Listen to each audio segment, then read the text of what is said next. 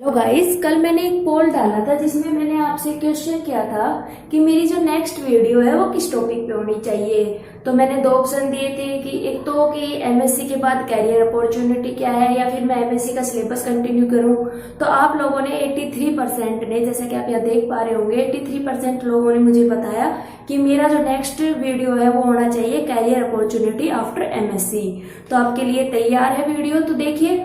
सबसे पहले उस टॉपिक से जाने से पहले मैं आपसे एक छोटी सी बात डिस्कस करना चाहूंगी कि how to choose a career opportunity तो बहुत है। देखो, ये नहीं है मैं जो है टॉपिक से भटक रही हूँ। देखो, मैंने पहले ही, आप लिस्ट देख पा रहे होंगे, इतने कैरियर अपॉर्चुनिटी है कि बोर्ड भी छोटा पड़ गया है।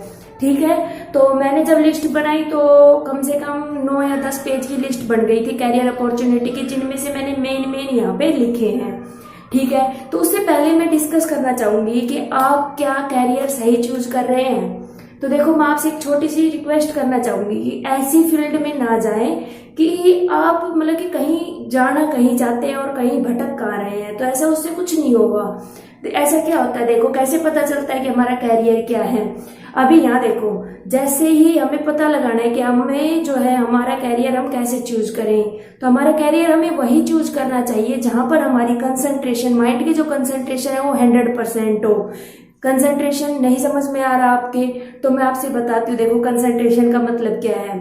अभी देखो, जैसे मैं आपके सामने बोल रही हूँ, यहाँ क्या है, कंसंट्रेशन मेरा कैमरे के ऊपर है। अभी वहीं उसकी दूसरी तरफ अगर मैं आपसे तो बात करना चाहूँ और मैं क्या करूँ, ये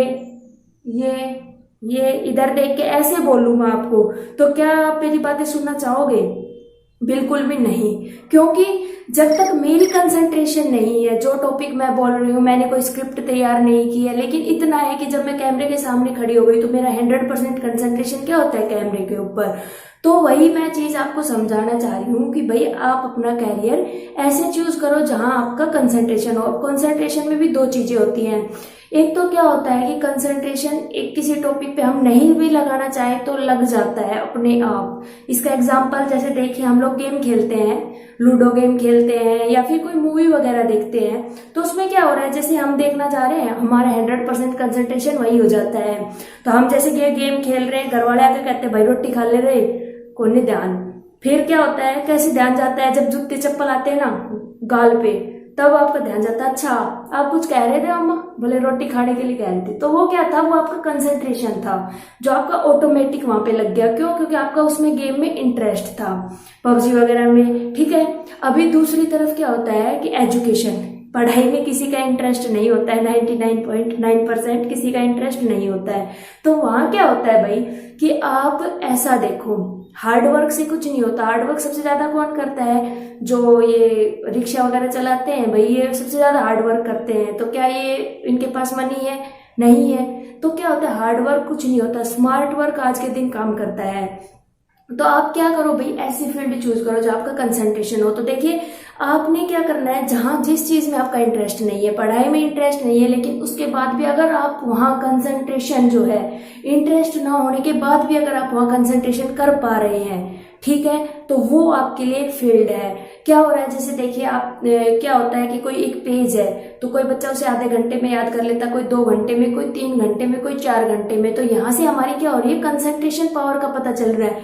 माइंड सबका इक्वल है, लेकिन क्या हो रहा है कि हमें उस पेज को याद करने के लिए कंसंट्रेशन क्या हो रहा है, ज्यादा हमारी कंसंट्रेशन नहीं लग पा रही, जिसकी वजह से हमें क्या हो रहा है, ज्यादा टाइम लग रहा है उस चीज को याद करने के लिए। ठीक है, तो आप कैरियर कैसे चूज करोगे कि आप कोई ऐसी फील्ड जिसमें आपका इंटरेस्ट नहीं है, उसके बाद भी अगर आप उस टॉपिक पे कंसंट्रेशन कर पा रहे हैं, तो उस फील्ड को आप चूज करिए। जरूरी नहीं है आपने एमएससी कर ली तो आप नेट करें, जेआरएफ करें या फिर बस उसी फील्ड में चले जाएं। देखो, यहाँ तक हम आ गए जैसे तैसे करके, लेकिन आगे के जो टॉपिक है, इसकी जो नेक्स्ट वीडियो है ना, उसमें डिटेल में नेट जेआरएफ के बारे में बताऊंगी।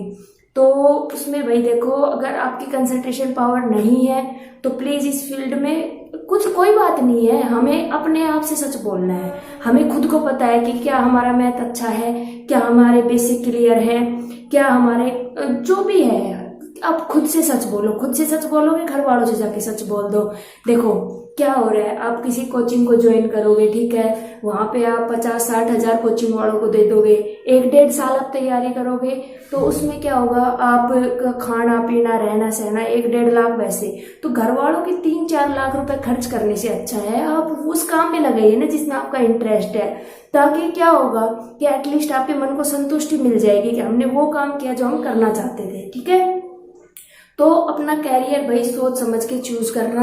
ठीक है, कैरियर अपॉर्चुनिटी तो आपके पास ढेरों है, तो आपके पास 1 बाय 1 डिस्कस करते हैं। तो देखिए, जो सबसे पहले मैंने लिखी है वो लिखी है मार्केट रिसर्चर, यानी कि आप मार्केट में यानी कि डाटा को क्रंच करना या फिर एनालिसिस बिहेवियर के बेसिस पे।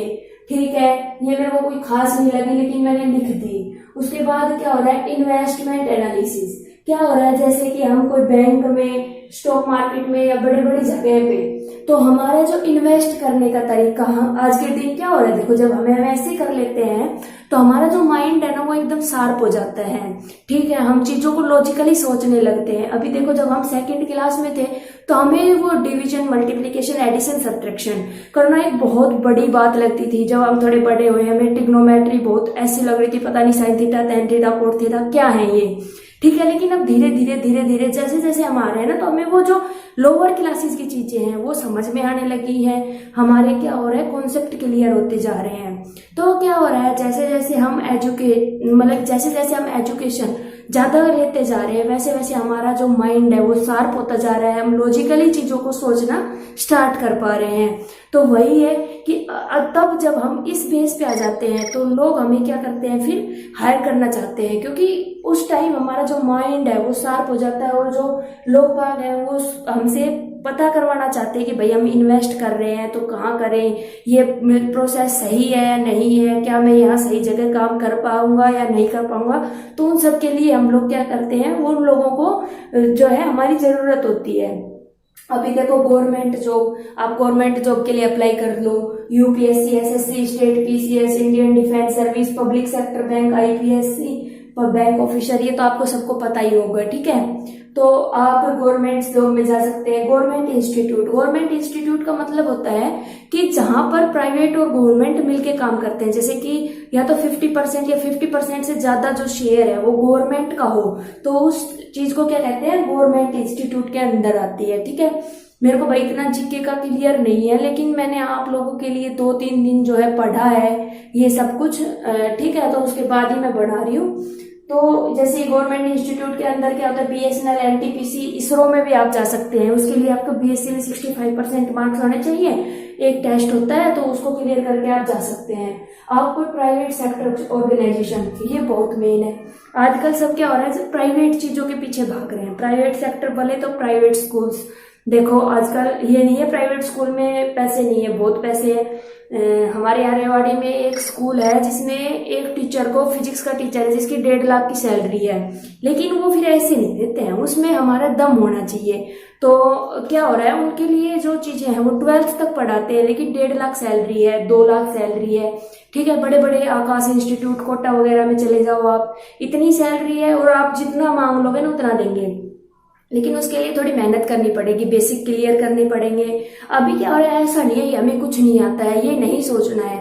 ठीक है, अभी स्टार्टिंग से आप क्या करो, चीजों को उठाना स्टार्ट करो। अब तक तो हमने क्या किया, क्लास के साथ साथ पढ़ा है, तो जैसे हर कोई यही करता है। हमने एग्जाम दिया तो ये तो हो नहीं सकता कि हम 100% पूरा कर ले। हम क्या करते हैं, 50% पढ़ के एग्जाम दे देते हैं, 50% पोर्शन छोड़ देते हैं।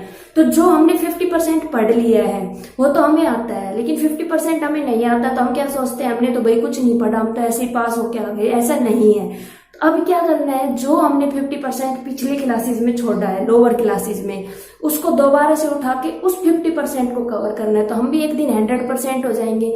अब जो 1.5 लाख, 2 लाख, 3 लाख सैलरी ले रहे हैं ना, उनसे कभी ये सोचना कि भाई वो कम से कम एज 26, 27, 28, हमें क्या हुआ है, हम पढ़ते ही आ रहे हैं, तो एज क्या है 22, 23, 21, इसके अराउंड ही मिलेगी सबकी। ठीक है, अगर कोई गैप ईयर नहीं है तो उसमें क्या हो रहा है कि भाई हमें उस लेवल तक पहुंचने के लिए उन्होंने 4-5 साल अपने ऊपर मेहनत की है। तो वही है, हमें मेहनत से नहीं डरना। 4-5 साल खुद के ऊपर मेहनत करेंगे, हम भी एक दिन एक्सपर्ट बन जाएंगे। ठीक है, और बहुत पैसा है प्राइवेट सेक्टर में, मेरे को पसंद है ये। ठीक है, गवर्नमेंट से ज्यादा आजकल प्राइवेट की ज्यादा मांग है।